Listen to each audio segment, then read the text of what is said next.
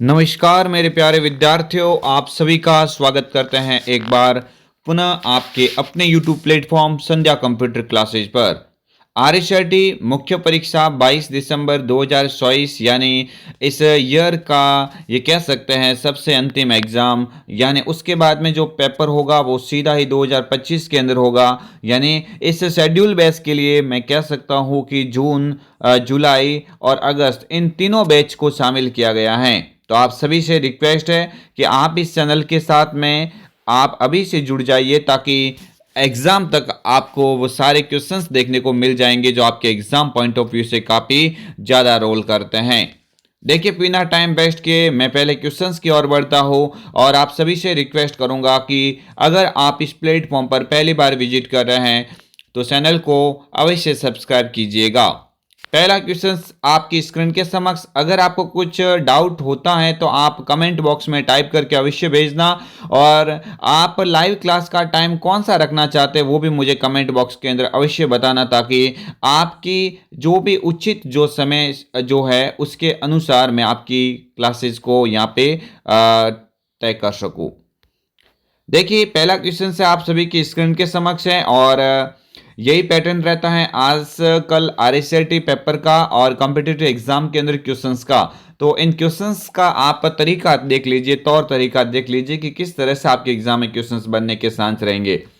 Microsoft power point में slide की नकल बनाने के लिए कौन सी शॉर्टकट कुंजी का प्रयोग किया जाता है? मैं आपको एक बार पुनः बोल देता हूं कि भाई आपके आरएसआरटी मुख्य जो एग्जाम होता है उसके लिए आपके जितने भी आरएसआरटी बुक्स की जो टॉपिक है, यानी 1 से लगा के 15 टॉपिक है, मैं आपको विधिवत बता दूंगा। और इन सभी क्वेश्चंस के अंदर से मैंने मेन क्वेश्चंस जो भी काफ़ी सारे मॉडल पेपर बनाए हैं और वो मॉडल पेपर आप सभी के समक्ष मैं पेश करूंगा। तो step by step in model paper को अगर आप करेंगे तो किसी भी तरह के कोई भी क्वेश्चंस के अंदर आपको यहाँ पे डाउट नहीं रहेगा, आप सभी का डाउट एकदम से क्लियर हो जाएगा। देखिए, तो हम इस क्वेश्चंस को एक बार रिपीट करते हैं। माइक्रोसॉफ्ट पावर पॉइंट में स्लाइड की नकल बनाना, भाई नकल बनाने की बात हो रही है, अगर नकल का समझ में नहीं आए तो आपको ध्यान देना ये डुप्लीकेट की बात कर रहा है। किसकी बात कर रहा है ये भाई डुप्लीकेट की बात कर रहा है। डुप्लीकेट स्लाइड की बात कर रहा है। मैंने कई बार जब एमएस पावर पॉइंट को पढ़ाया था ये टॉपिक, तो आपको कई बार बोला गया था कि भाई डुप्लीकेट स्लाइड पूछे, या हिंदी में बोलेंगे नकली स्लाइड, है ना। नकल स्लाइड की नकल या डुप्लीकेट स्लाइड इसकी शॉर्टकट की होती है, कंट्रोल के साथ में डी होती है। भाई क्या होती है? कंट्रोल के साथ में डी वाला जो विकल्प होगा, ये ऑप्शन ए वाला, ये इस क्वेश्चन का राइट आंसर हो जाएगा। अगर आपके एग्जाम के अंदर न्यू स्लाइड का पूछे, किसका पूछा जाए, न्यू स्लाइड का पूछा जाता है, तो वहां पे आप कंट्रोल के साथ में एम करके आ सकते हैं। यानी न्यू स्लाइड का पूछे तो कंट्रोल एम होता है। यहाँ पे डुप्लीकेट यानी नकल बनाने की बात हो रही है तो कंट्रोल के साथ में डी यानी ए विकल्प इस क्वेश्चन का करेक्ट आंसर हो जाएगा। सेकंड क्वेश्चन आप सभी के स्क्रीन के समक्ष है। माइक्रोसॉफ्ट एक्सेल में सक्रिय सेल के पूरे स्तंभ को चयन करने के लिए कौन सी शॉर्टकट कुंजी का उपयोग किया जाता है? भाई आप सभी को ध्यान देना है, एक्सेल के अंदर जो होती है उसको हम क्या बोलते हैं? भाई शीट बोलते हैं। क्या बोलते हैं? शीट बोलते हैं। और शीट के अंदर हम क्या कह सकते हैं? ये वाले जो स्तंभ होते हैं इनको तो आप कॉलम बोलते हैं, और ये वाले जो यहाँ पे आड़ी जो कतार होती हैं इसको हम क्या बोलते हैं? रो बोलते हैं। तो यहाँ पे भाई किसके स्तंभ की बात हो रखी है? यानी ये कह सकते हैं ये पूरा स्तंभ अगर आपको चयन करना है ए से लगा के, यानी 1 से लगा के 10,48,576 जो पूरी जो रो होती है उस पूरे वाले स्तंभ को आप चयन करना चाहते हैं तो वहां पे आप कौन सी कुंजी का प्रयोग कर सकते हैं? भाई आपको ध्यान देना है यहाँ पे किसकी बात हो रही है? स्तंभ का मतलब होता है कॉलम, यानी कॉलम की बात हो रखी है। तो यहाँ पे हम क्या करेंगे? इसका राइट आंसर कंट्रोल के साथ में स्पेस बार बोलेंगे। यहाँ पे किसकी बात हो रखी है? कॉलम की बात हो रही है ना। तो कॉलम का मतलब होता है कि कंट्रोल के साथ में अगर आप स्पेस बार दबाएंगे तो पूरा यहाँ पे जो कॉलम है, पूरा स्तंभ वो सिलेक्ट हो जाता है। अगर वहां पे रो की बात करता तो वहां पे हम शिफ्ट के साथ में स्पेस बार कह सकते थे, लेकिन यहाँ पे कॉलम की बात हो रखी है इसलिए कंट्रोल के साथ में स्पेस बटन का उपयोग कर सकते हैं। यानी इस क्वेश्चन का जो करेक्ट आंसर हो जाएगा वो हो जाएगा ऑप्शन नंबर ए विकल्प, कंट्रोल स्पेस बार। देखिए, मैं ज़्यादा टाइम नहीं लूँगा, 2 क्वेश्चंस के अंदर मैंने ऑलरेडी थोड़ा बहुत समझाने के लिए टाइम लेना ही पड़ेगा। ऐसे तो आपके एग्ज़ाम 22 दिसंबर है, यानी कह सकते हैं अभी भी आपके समक्ष टाइम है 15 दिन का, तो फिर अच्छे से इस चैनल के साथ में जुड़ के अपनी तैयारी को बेहतरीन कर लीजिए। माइक्रोसॉफ्ट एक्सेल में सेव एज है ना, सेव एज डायलॉग बॉक्स की बात हो रही है भाई। सेव एज डायलॉग बॉक्स अगर आप खोलना चाहते हैं, सेव एज की शॉर्टकट की पूछे तो क्या होती है भाई, F12 होती है। क्या होती है, F12 होती है किसकी, सेव एज की। सेव एज की शॉर्टकट की अगर आपके एग्जाम में पूछी जाती है, किसकी, सेव एज की शॉर्टकट की। आप सभी को ध्यान देना है कि अगर आपके एग्जाम में किसकी शॉर्टकट की पूछी जाती है, सेव एज की शॉर्टकट की, तो भाई आपको ध्यान देना F12 होती है। लेकिन यहाँ पे बात हो रखी है सेव एज संवाद बॉक्स को खोलना है, उस सेव एज की हुई फाइल को खोलना चाहते हैं, तो फिर आप वहाँ पे क्या दबाएंगे, वहाँ पे आपको यूज करना पड़ेगा भाई कंट्रोल शिफ्ट के साथ में एस बटन, है ना। कंट्रोल शिफ्ट के साथ में एस दबाने से जो सेव एज डायलॉग बॉक्स होता है ना, जो भी सेव एज डायलॉग बॉक्स होता है वो ओपन हो जाता है। चलिए आगे वाले क्वेश्चंस की बात हो रही है। माइक्रोसॉफ्ट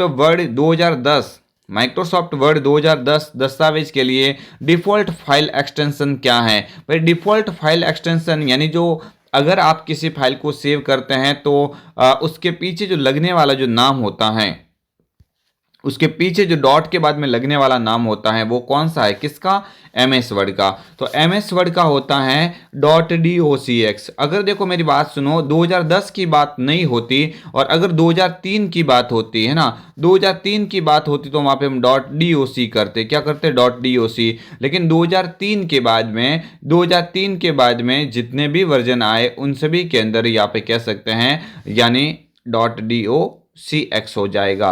2007, 2010 के बाद में जो भी वर्जन चल रहे हैं उन सभी का .docx होगा। आगे वाला नेक्स्ट क्वेश्चन आपकी स्क्रीन के समक्ष है। एक्सेल 2010 में दो डेटा सेट के बीच संबंध दिखाने के लिए कौन सा चार्ट सबसे उपयुक्त है भाई। अगर देखो मेरी बात सुनो, दो डेटा के बीच में रिलेशन दिखाना है ना, दो बदलते वेरिएबल से उत्पन्न किसी उच्च और निम्न दाब को अगर वहाँ पे इंगित करना है तो वहाँ पे तो वो जो सरफेस चार्ट काम आता है, लेकिन यहाँ पे वो बात नहीं हो रखी है। दो डेटा सेट के बीच संबंध दिखाना यानी अगर आपके ऑप्शंस में इनमें से भी कोई ऑप्शंस नहीं आता तो राडार आता, तो राडार भी वहाँ पे राइट हो जाता, लेकिन राडार तो ऑप्शंस में नहीं है। तो फिर ऐसी स्थिति में ऐसा क्वेश्चंस बने तो हम आंसर कौन सा देंगे ताकि हमारा एग्जाम में क्वेश्चंस राइट हो जाए। तो देखिए मैं आपको दे देता हूँ यहाँ पे इसका आंसर। यहाँ पे बार चार्ट को उचित मानना पड़ेगा। किसको मानना पड़ेगा, बार चार्ट को, ठीक है। क्योंकि लाइन चार्ट में क्या होते हैं, छोटे छोटे जो पॉइंट होते हैं इनको मिलाया जाता है, इस तरह से चार्ट का निर्माण किया जाता है। पाई चार्ट गोलाकार आकार में होता है जो 100% वैल्यू को दिखाता है। तो यहां से करेक्ट आंसर भी ऑप्शन बी वाला विकल्प बार चार्ट हो सकता है, यानी इस क्वेश्चन का राइट आंसर हो जाएगा बार चार्ट। आगे वाले क्वेश्चंस की बात कर लेते हैं। एक्सेल 2010 में एक बड़े वर्कशीट को स्क्रॉल करते समय, भाई अच्छा क्वेश्चन है, थोड़ा सा मैं इसको यहाँ पे छोटा कर लेता हूँ या फिर नहीं तो फिर आप थोड़ा मैं इसको जो डी वाला ऑप्शन मैं आपको बता देता हूँ, ठीक है। चलिए एक्सेल 2010 में एक बड़े वर्कशीट को स्क्रॉल करते समय शीर्ष पंक्ति और बाएं स्तंभ को दृश्यमान दिखाने या दृश्यमान रखने के लिए आप कैसे फ्रीज पेन्स का उपयोग कर सकते हैं। भाई दृश्यमान रखना है, एक जगह पे आपको होल्ड रखना है, तो फिर आप क्या करेंगे, पंक्ति और स्तंभ का चयन कीजिए, फिर व्यू टैब में जाइए और फ्रीज पेन्स पर क्लिक कीजिए। ऑप्शन ए पे ये लिखा हुआ है, देखिए ऑप्शन बी पे लिखा हो व्यू टैब के तहत स्प्लिट, नहीं ये तो नहीं होगा। पंक्ति और स्तंभ हेडर पर राइट क्लिक कीजिए, संदर्भ, नहीं ये भी नहीं होगा। और ऑप्शन डी चयनित सेल को फ्रीज करने के लिए कंट्रोल F, नहीं। इसका राइट आंसर हो जाएगा ऑप्शन नंबर ए। इसका राइट आंसर हो जाएगा ऑप्शन नंबर ए, यानी जिस पंक्ति यानी जिस कॉलम अथवा रो को आप अगर आप फ्रीज पेन से आप एक जगह पे होल्ड करना चाहते हैं तो आप उस पंक्ति या स्तंभ को आप पहले चयन करेंगे, उसके बाद में व्यू टैब के अंदर जाना पड़ेगा और उसके अंदर जाके आपको फ्रीज पेन्स विकल्प का उपयोग करना पड़ेगा, यानी इस क्वेश्चन का राइट आंसर हो जाता है ऑप्शन नंबर ए। आगे वाले क्वेश्चंस की बात कर लेते हैं। क्वेश्चन नंबर 7, क्वेश्चन नंबर 7 के अंदर बात हो रखी है पावर पॉइंट 2010 में आपको अपना प्रस्तुति ऑनलाइन प्रसारित करने और दूसरों के साथ लिंक साझा करने की अनुमति देने वाली कौन सी सुविधा है। तो आप सभी को याद रखना है कि जो पावर पॉइंट की जो स्लाइड आपने बनाई है, जो पावर पॉइंट की स्लाइड आपने ये बनाई है, इन पावर पॉइंट की स्लाइड को अगर आप ऑनलाइन इंटरनेट के माध्यम से दिखाना चाहते हैं या दूसरों को लिंक के जरिए शेयर करना चाहते हैं तो आपको क्या यहाँ पे यूज़ करना पड़ेगा, ब्रॉडकास्ट स्लाइड शो एक विकल्प होता है। यानी इंटरनेट के ऊपर अगर आप स्लाइड को दिखाना चाहते हैं, यानी यहाँ पे बैठे हैं और आपकी स्लाइड कोई दूसरा व्यक्ति घर बैठे देखना चाहता है, तो आपको ब्रॉडकास्ट स्लाइड शो करना पड़ेगा। यानी इस क्वेश्चंस का करेक्ट आंसर हो जाएगा ऑप्शन नंबर बी विकल्प।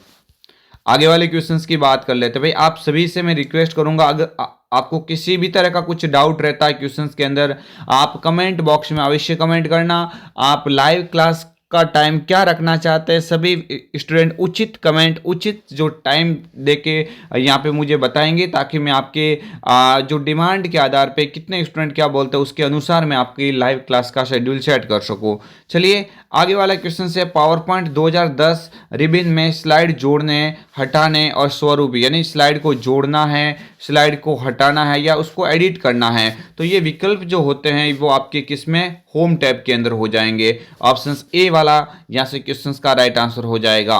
आगे वाले क्वेश्चंस की बात कर लेते हैं। प्रेजेंटेशन के स्लाइड शो को शुरू करने के लिए क्या करेंगे। भाई प्रेजेंटेशन है एमएस पावर पॉइंट के अंदर, आप स्लाइड को शो करना चाहते हैं तो आप क्या विकल्प यूज कर सकते हो। तो देखिए एक तो होती है F5 कुंजी, ये भी राइट है, F5 कुंजी स्लाइड शो होता है। Option B, slide show menu में व्यू शो विकल्प का चयन कीजिए, ये भी इसके देखो यहाँ पे इस पॉइंट को हम देख सकते हैं, राइट है।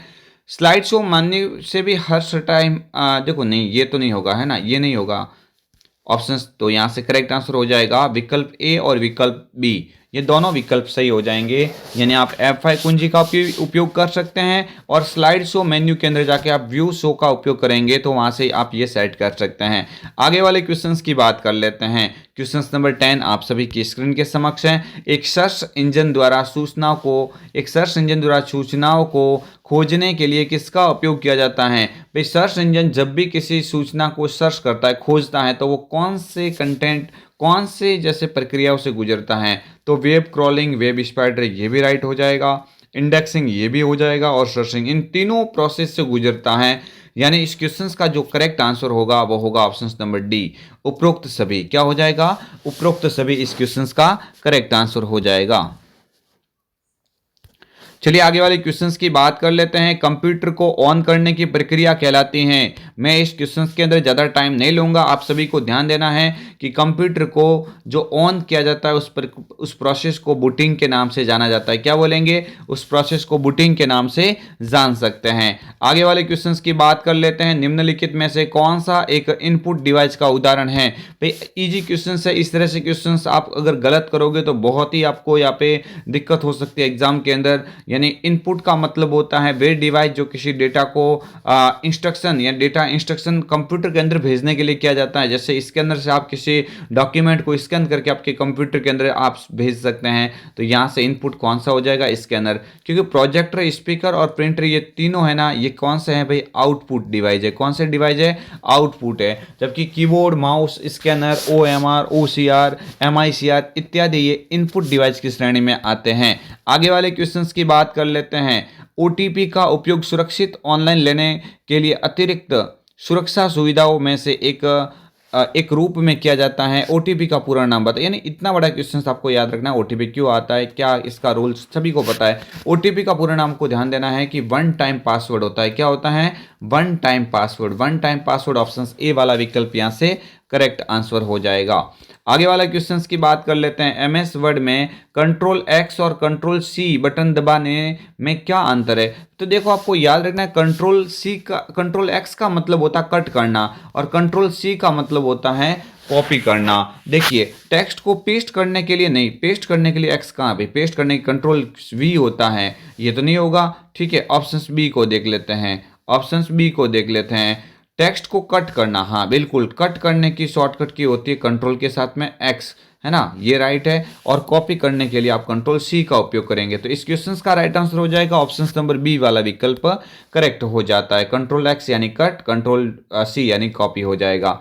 आगे वाला क्वेश्चन देखिए, थोड़ा बड़ा क्वेश्चन है, कथन वाला क्वेश्चन आपके एग्जाम में बहुत बार क्वेश्चंस पूछा जा चुका है। कथन देखो यहाँ पे एक कथन कौन सा है कि शिफ्ट डिलीट कीबोर्ड कुंजी का उपयोग करने से फाइल फोल्डर स्थायी रूप से हट जाता है। बिल्कुल सही बात है।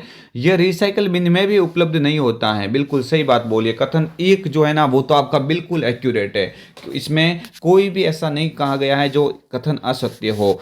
आगे वाला विकल्प देख लेते हैं, दूसरा कथन देख लेते हैं। विंडोज 10 में प्रत्येक उपयोगकर्ताओं के लिए अलग अलग उपयोगकर्ता खाते की सेटिंग और वरीयताओं जैसे डेस्कटॉप पृष्ठभूमि स्क्रीन सेवर की अनुमति देते हैं। बिल्कुल भाई, ये दोनों जो कथन है ना, दोनों के दोनों कथन क्या हैं, सही हैं। यानी कथन एक और कथन दो, कथन एक और कथन दो दोनों सही है ना। कथन दोनों क्या हैं, ये सही हैं।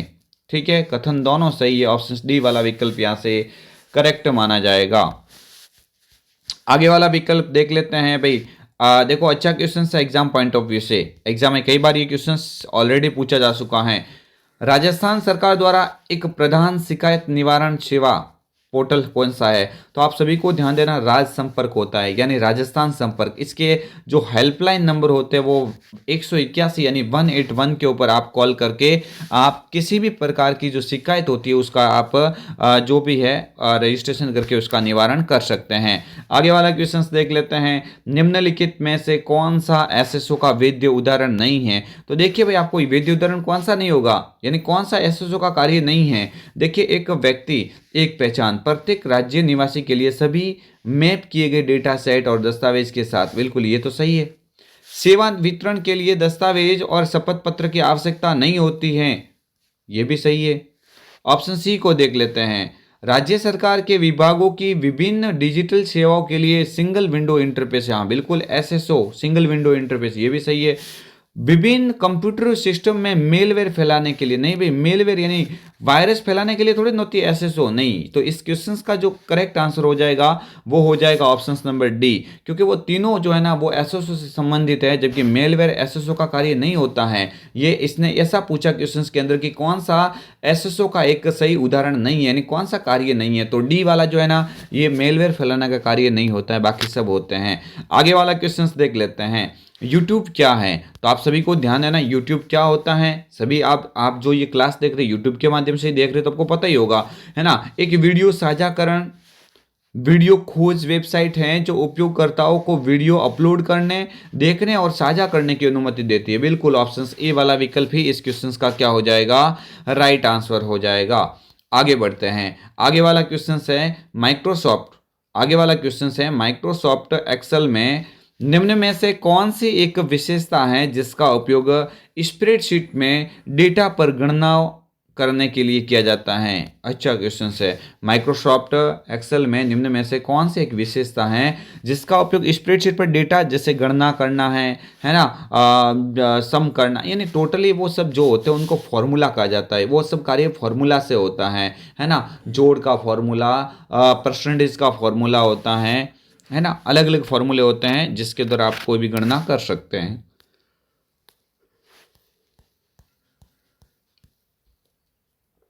नेक्स्ट आगे वाला क्वेश्चन। एक फाइल को सीडी या डीवीडी में कॉपी करने की प्रक्रिया को क्या कहा जाता है? मोस्ट क्वेश्चन है भाई, या तो बर्निंग का आएगा या फिर ये डीवीडी या सीडी को बर्निंग का आएगा। ठीक है, तो इसको यानी कॉपी करने की प्रक्रिया को, इस प्रोसेस को बर्निंग के नाम से जाना जाता है।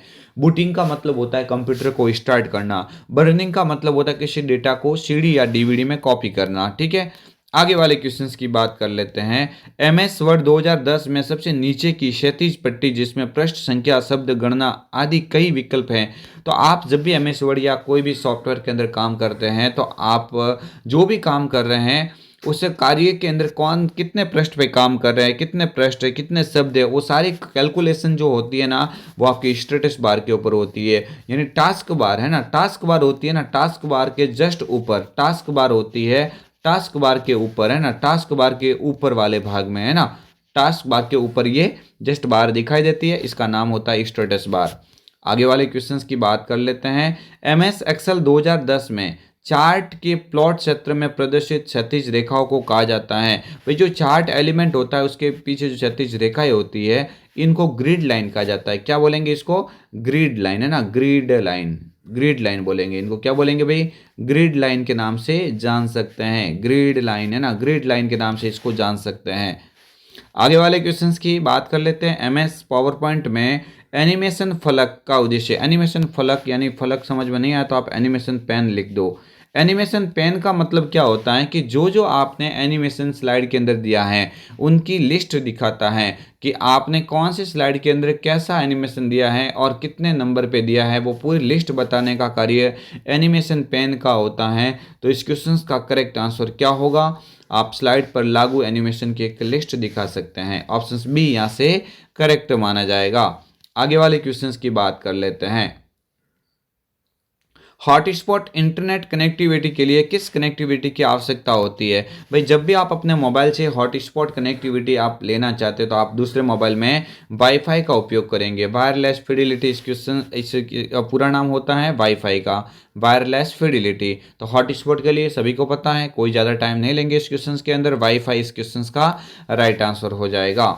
नेक्स्ट आगे वाला क्वेश्चन है, निम्नलिखित का मिलान कीजिए ना, इनका मिलान करना है भाई, अच्छा क्वेश्चन है।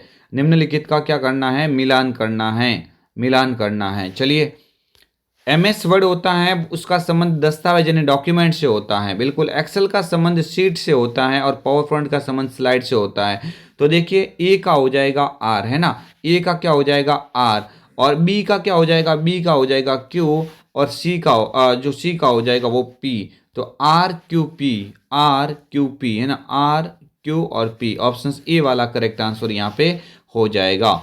आगे वाले क्वेश्चंस की बात कर लेते हैं। ऐसा भी ये आजकल क्वेश्चंस का पैटर्न है, ऐसे क्वेश्चंस भी आपके एग्जाम में कई बार दिखने को मिलते हैं, ठीक है। नीचे देखिए तालिका में सही का मिलान कीजिए। देखो सही का मिलान करना है तो इनपुट डिवाइस कौन से इनमें से, तो आपको याद रखना है कि जैसे जो ट्रैक बॉल है, माइक्रोफोन है, कीबोर्ड है, ये सारे इनपुट डिवाइस है। तो ए का क्या हो जाएगा, पी हो जाएगा, ठीक है। बी का आउटपुट डिवाइस कौन से, तो आउटपुट में मॉनिटर है, प्रिंटर है ना, तो इसका क्या हो जाएगा, आर हो जाएगा। और स्टोरेज के अंदर हार्ड डिस्क होती है, तो यहाँ पे क्या हो जाएगा इसका, है ना, यहाँ पे हो जाएगा क्यू हो जाएगा।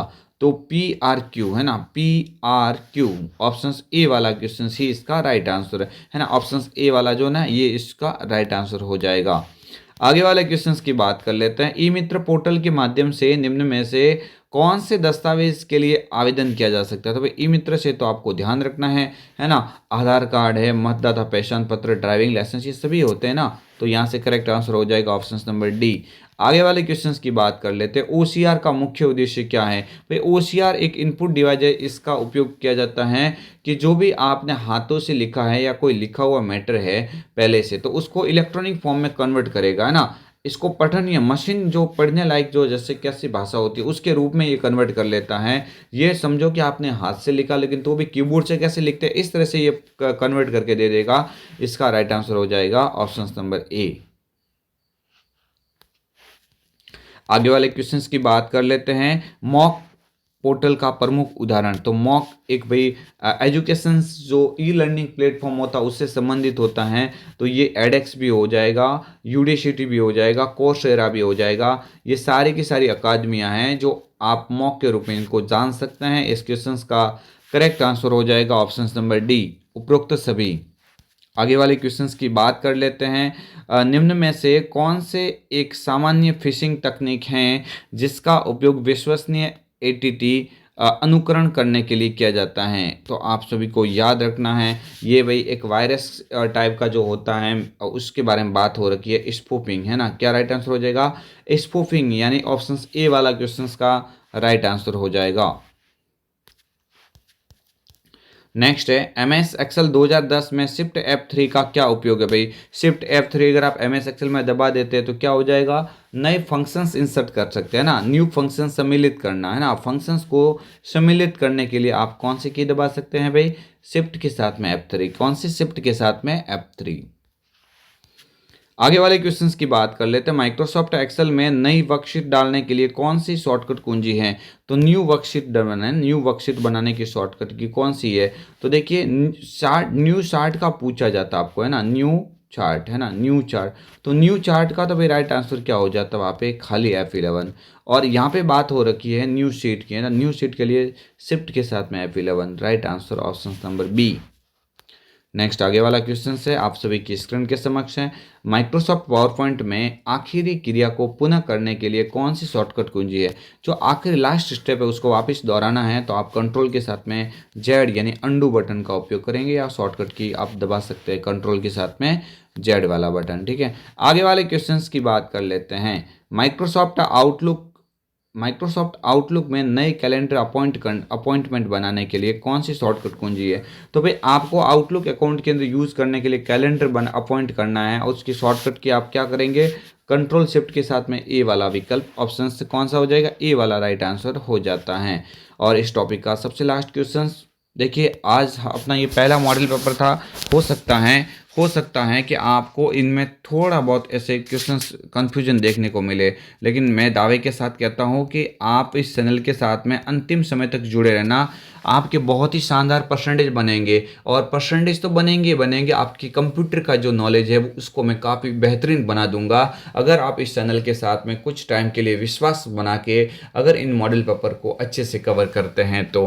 ठीक है, लास्ट क्वेश्चंस, इस क्वेश्चंस को देख लेते हैं। माइक्रोसॉफ्ट एक्सेल में खोज और पुनः स्थानांतरण है ना, यानी इस आप देखो थोड़ा इंग्लिश वाला भी देख लेना। इंग्लिश में एक साइड लिखा आएगा, खोज का मतलब होता है फाइंड, है ना, और स्थानांतरण यानी इसका मतलब होता है रिप्लेस, है ना, क्या हो जाएगा, रिप्लेस।